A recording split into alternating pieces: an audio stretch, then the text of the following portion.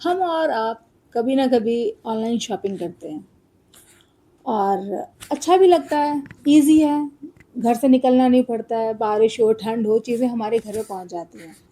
लेकिन क्या आप जानते हैं कि इस बीच में बहुत सारे ई-कॉमर्स प्लेटफ़ॉर्म होते हैं, बहुत सारे होते हैं, पर मैं आज जो बात करूँगी वो अमेज़न की करूँगी। तो इसके बारे में मैंने जब चेक किया तो काफ़ी सारे फ्रॉड सामने आए। अमेज़न जो है कंपनी वो एक ब्रिज है जिसके 2 बहुत मेन पिलर हैं, एक तो हम कस्टमर और दूसरे सेलर। अब हमें ऐसा लगता है ना कि कस्टमर भगवान होता है, अब ये नहीं रहा है। सेलर ये सोचता अब हमें ये लगता है कि नहीं सेलर हमें बुद्धू बना रहा है, लेकिन ये भी नहीं है। क्या होता है कि अमेज़न जो कंपनी है वो अपने कस्टमर को भी बेवकूफ़ बनाती है और जो उसके सेलर हैं, उसको भी हमेशा लॉस होता है। तो सबसे पहले मैं कस्टमर के बारे में बात करूँगी क्योंकि हम लोग कस्टमर हैं, ठीक है? सर्च बार में कुछ भी टाइप करते हैं, काफ़ी सारे प्रोडक्ट हमारे सामने आ जाते हैं। हमें ये लगता है कि ये सामने आ गए इसका मतलब ये है कि ये काफ़ी पॉपुलर है, इनका प्राइस सही है, क्वालिटी अच्छी है, अच्छा डिस्काउंट मिल रहा है। लेकिन ऐसा नहीं होता है, इसमें क्या होता है जो उनको ऐड देते हैं, उन्हीं के नाम ज़्यादा आगे आते हैं। तो हमें क्या होता है ना कि हम आगे नहीं बढ़ते हैं क्योंकि आजकल सबके पास टाइम की कमी और टाइम की कमी की वजह से हम लोग ऑनलाइन शॉपिंग कर रहे हैं। तो हम लोग जो स्टार्टिंग में 2-3 होते हैं, उन्हीं में से सर्च करके ऑर्डर कर लेते हैं। इसके बाद दूसरा नंबर आता है फेक डिस्काउंट का। ये लोग क्या करते हैं कि एमआरपी जो होती है जैसे आप सिंपल भाषा में समझिए कि अगर किसी चीज़ का प्राइस 1000 है, तो उसको वो क्या करेंगे उसका एमआरपी एकदम से 3000 करके बोलेंगे 60% डिस्काउंट है और आप ले लीजिए। तो हम लोग भी क्या करते हैं उसको फेक डिस्काउंट को रियल समझ करके उसे ले लेते हैं। दूसरा होता है कि प्रोडक्ट के पेज के नीचे लिखा होता है टू लेफ्ट। अब टू लेफ्ट को देखते ही हमारे दिमाग में एफओएमओ का खतरा बढ़ जाता है। अब ये एफओएमओ क्या होता है? फियर ऑफ मिसिंग आउट का डर। ये हमारे मन में पैदा कर दिया जाता है कि अरे 2 ही बचे हैं, अगर हमने अभी नहीं लिया तो फिर बाद में भी नहीं ले पाएँगे, तो हम उसे तुरंत ऑर्डर कर देते हैं, बिना कुछ सोचे समझे। इसी तरीके से प्रोडक्ट के नीचे लिखा होता है डील एंड्स इन 10 मिनट, यानी कि 10 मिनट में डील खत्म हो जाएगी। अगर आपने ये मौका गवा दिया तो आपको बहुत बड़ा नुकसान हो जाएगा। तो आप फिर से क्या करते हैं, शॉपिंग कर लेते हैं फटाफट। अब आपको मैं बताऊँ कि वो लोग अब ये सब चीज़ें तो नॉर्मल है, हर इंसान को अब आज के टाइम में पता है। लेकिन एक चीज़ होती है सब्सक्रिप्शन का जाल, ये इस तरीके से फैला रखा है इन लोगों ने कि मतलब सामने वाले को एक एज़ अ कस्टमर किसी को पता ही नहीं चलता है। वो क्या करते हैं फ्री सब्सक्रिप्शन देते हैं। आप लोग को लगता है फ्री सब्सक्रिप्शन है, आप लोग उसे फ्री के चक्कर में आके उसे आप लोग ले लेते हैं। जैसे ही उसका टाइम टाइम लिमिट ख़त्म होती है, वो तुरंत उसको वापस से सब्सक्रिप्शन मिल जाता है और आपके अकाउंट से पैसे कट जाते हैं, आपको पता ही नहीं चलता है। और जब आपको पता चलता है तो आप यकीन नहीं करेंगे, इतनी लंबी-चौड़ी फ़ॉर्मेलिटी होती है, इतना लंबा प्रोसीजर बना देते हैं कि वैसे ही के पास टाइम नहीं है, वो इतना टाइम कहाँ से देगा? अब वो बोलता है कि चलो छोड़ो जाने दो।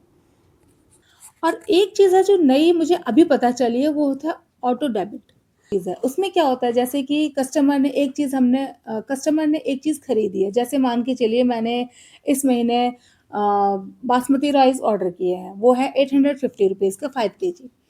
अब क्या है कि मुझे नेक्स्ट मंथ नहीं चाहिए लेकिन वो फिर से वही मुझे दोबारा से दे देंगे। वो तुरंत अगले महीने उसी टाइम पे वो चीज़ें वापस से हमारे घर में आ जाती हैं, हमें पता ही नहीं चलता कि हमने ऑर्डर नहीं की थी और ये चीज़ें हमारे घर कैसे आ रही हैं। और उसको कैंसिल भी करना मुश्किल होता है, हम उसे कैंसिल करना चाहते हैं, वो कैंसिल भी नहीं होता है। अब मान के देखिए अगर कोई चीज़ हमने देखी कि आज वो डिस्काउंट मिल रहा है हमें 30% या 60%, तो हम उस चीज़ को ले रहे हैं, लेकिन अगले महीने वो डिस्काउंट नहीं है, फिर भी वो चीज़ हमारे घर में आ रही है। तो ये एक बहुत बड़ा-सा स्कैम है और जब हम कस्टमर केयर पे कॉल करते हैं कि हमें ये ऑटो डेबिट हटवाना है, तो उस टाइम पे लंबा-सा प्रोसीजर बता देते हैं और बोल देते हैं हम नहीं हटा सकते, बैंक वाले हटाएँगे, बैंक वाले को कॉल करो तो वो कहते हैं कि हम नहीं, ये आपके अमेज़न वाले हटाएँगे। और एक और चीज़ है, ये लोग फेक रिव्यू भी डालते हैं। कस्टमर क्या होता है ना कि सबसे पहले रिव्यू पे ही ध्यान देता है कि हाँ, रिव्यू जिसको 5 स्टार ज़्यादा मिली है, हम उसी चीज़ों को लेते हैं। अब आप बोलेंगे कैसे बचें? तो इसके लिए आप एक्सटेंशन का इस्तेमाल कीजिए जिसमें आपको इसकी पूरी कीमत का ग्राफ मिल जाता है। दूसरी चीज़, आप फेक रिव्यू से बचिए। हम हमेशा ये करते हैं ना कि इसके 5 स्टार रेटिंग है तो यानी कि ये चीज़ अच्छी है। आप हमेशा 1 से 2 स्टार वाले रिव्यू को आप देखिए, क्योंकि उसी में सच्चाई छुपी होती है। उसके अलावा आप क्या करें, जो नीचे सोल्ड बाय लिखा होता है उसको ज़रूर चेक कीजिए। इससे भी आपको सामान खरीदने में प्रोडक्ट की असलियत पता चलती है। हमारी और आपकी तो बात हो गई, अब बात कर लेते हैं सेलर की। सेलर को भी इसमें बहुत नुकसान होता है। अमेज़न वाले सेलर का भी बहुत फ़ायदा उठाते हैं। जैसा कि हमें लगता है कि सेलर को बहुत फ़ायदा होता है, लेकिन आप ये मान के चलिए कि अगर 1,000 रुपये का कोई प्रोडक्ट सेल हो रहा है अमेज़न पे, तो उससे 33 से 40% तो अमेज़न वाले ले रहे हैं। इसका मतलब कि 400 रुपये तो अमेज़न वाले ने ले लिए। अब प्रोडक्ट हुआ 600 का, 600 में से 500 का तो प्रोडक्ट ही होगा। अब कितना बचा, 100, यानी कि एक सेलर को एक प्रोडक्ट से जो कि 1000 रुपीज़ का है उसमें से केवल 100 रुपीज़ मिल रहा है। प्रोडक्ट रिटर्न हो जाता है तब उसे एक्स्ट्रा फीस और देनी पे करनी पड़ती है। और उसके बाद जो वो प्रोडक्ट होता है वो भी कई बार क्या होता है कस्टमर यूज़ करके देता है, कई बार क्या होता है डिलीवरी बॉय उसको तोड़ के ला देते हैं, तो वो भी नुकसान सेलर का ही होता है, उसमें अमेज़न का कोई हिस्सा नहीं होता है। तो आप समझ जाइए, जब नुकसान हो रहा है तो सेलर का, प्रॉफिट हो रहा है तो सिर्फ अमेज़न वालों का।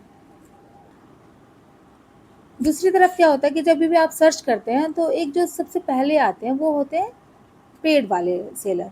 तो वो लोग क्या होते हैं ना, वो लोग हमेशा बेस्ट सेलर से आगे रहते हैं क्योंकि उन्होंने ऐड दिया होता है। ये हर जगह होता है, नई चीज़ नहीं है ये। गलत रिव्यू से केवल हम लोग ग्राहक ही नहीं परेशान है, इससे सेलर भी परेशान होते हैं। आपको पता नहीं होगा कि जो सेलर होते हैं उनके अकाउंट में जाकर के भी गलत रिव्यू डाल देते हैं। ये भी एक तरीके का स्कैम है जिसकी वजह से सेलर को बहुत तगड़ा नुकसान होता है, क्योंकि मोस्टली लोग तो रिव्यू देख कर के ही जाते हैं प्रोडक्ट के पास में। अब एक जो मेन चीज़ जो मुझे बहुत ख़राब लगी इनकी, ये लोग क्या करते हैं ना कि देखते हैं कि कोई सेलर है, उसकी कोई चीज़ बहुत अच्छे से सेल हो रही है। अमेज़न वाले क्या करते हैं, उसी टाइप का एक प्रोडक्ट लॉन्च कर देते हैं अपने नाम पे, और थोड़े से जो आपका मेन प्रोडक्ट है उससे थोड़ा-सा सस्ता करके। तो जो ग्राहक होता है वो उसकी तरफ अट्रैक्ट हो जाता है। सबसे मेन चीज़ कि हमें अमेज़न के ऊपर भरोसा होता है। हमें सिर्फ़ ब्रांड नेम पे हम लोग फ़ोकस करते हैं। तो जब हम देखते हैं कि अमेज़न का प्रोडक्ट है तो हम आँख बंद करके खरीद लेते हैं, और हमारा पुराने ब्रांड से सस्ता भी आ रहा है। तो ये भी एक तरीके का फ्रॉड है जिसकी वजह से काफ़ी सारे सेलर को भारी नुकसान हुआ है, और यहाँ तक कि वो लोग अमेज़न छोड़ के चले भी गए हैं। हम लोग अपना ध्यान ना केवल कुरियर बॉय पे रखते हैं कि वो सामान उसने चुरा लिया, प्रोडक्ट की जगह ईंट पत्थर रख दिए। ये सब फ्रॉड है, नो डाउट बहुत गलत है। लेकिन आप इस चीज़ पे भी ध्यान दीजिए कि जो अमेज़न वाले हैं वो सेलर के साथ और जो कस्टमर हैं उनके साथ कितना फ्रॉड करते हैं। ये जो कुरियर बॉय या डिलीवरी बॉय का जो फ्रॉड है ना, उससे तो 1000 टाइम्स ज़्यादा फ्रॉड है जो ये लोग हमारे साथ और सेलर के साथ करते हैं। तो प्लीज़ आप लोग भी कोई चीज़ खरीदते हैं उससे पहले थोड़ा-सा ध्यान दीजिए, चेक कीजिए। बहुत सारी ऐप आ रही हैं जिसमें आप उनके रेट को, रिव्यू को देख सकते हो। और बस यही, अगर आपको पसंद आया तो प्लीज़ लाइक कीजिएगा और सब्सक्राइब कीजिएगा। बाय।